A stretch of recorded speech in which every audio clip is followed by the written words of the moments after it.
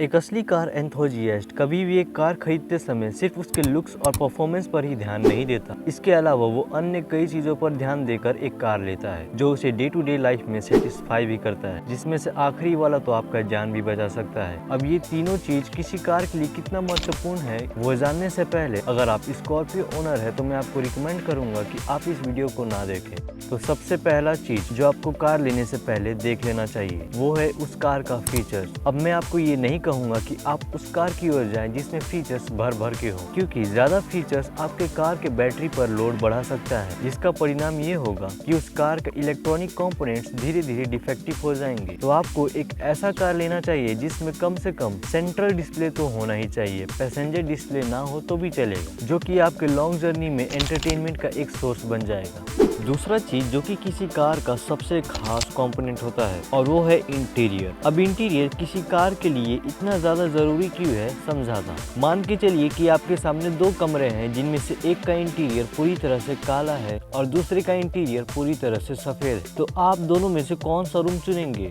अब 98% लोग सफेद इंटीरियर वाले रूम को ही चुनेंगे। अब ऐसा इसलिए क्योंकि साइकोलॉजिकली ह्यूमन माइंड सफेद कलर की ओर ज्यादा रिलैक्स्ड फील करते हैं। तो अगर आप कार लें तो उसके इंटीरियर को व्हाइट कलर में ही ज्यादा मेंटेन करने की कोशिश करना।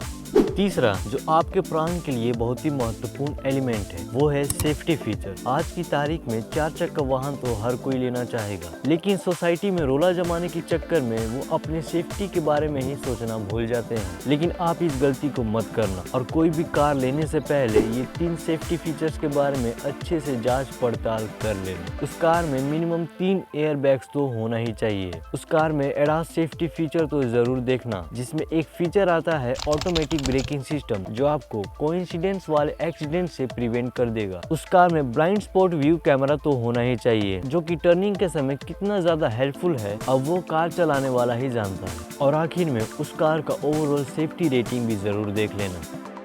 अब अगर आपने इन तीनों पॉइंट्स को समझ लिया है तो आपने कार एंथुसियास्ट के चॉइस को जान लिया है। उदाहरण के तौर पर रचित हिरानी को ही ले लो, जिसने कुछ ही महीने पहले एक ऐसा कार लिया है जिसमें तीनों एलिमेंट्स देखने को मिल जाएगा, और वो कार है मर्सिडीज GLE। नहीं, मैं ये नहीं कहता हूँ कि आपको ये तीनों एलिमेंट्स सिर्फ एक्सपेंसिव कार्स में ही देखने को मिलेगा, बल्कि ये तो बस एफोर्डेबिलिटी पावर को ही रिवील करता है। लेकिन आप सिर्फ वही कार को लेना जो आपको डे टू डे लाइफ में सेटिस्फाई करे, इंक्लूडिंग ऑल दिस एलिमेंट्स, क्योंकि कार होता है हमारे काम को आसान बनाने के लिए, ना कि सोसाइटी में भौकाल जमाने के लिए।